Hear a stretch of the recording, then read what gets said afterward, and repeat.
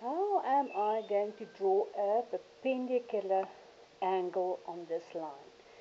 There's two methods, guys. You can take your protractor, right? You're going to put on the vertex.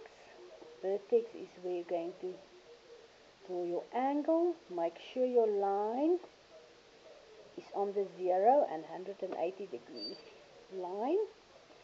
Then you're going to count from the 0, 10, 20, 30, 40, 50, 60, 70, 80, 90. Make a dot on the 90. Take your ruler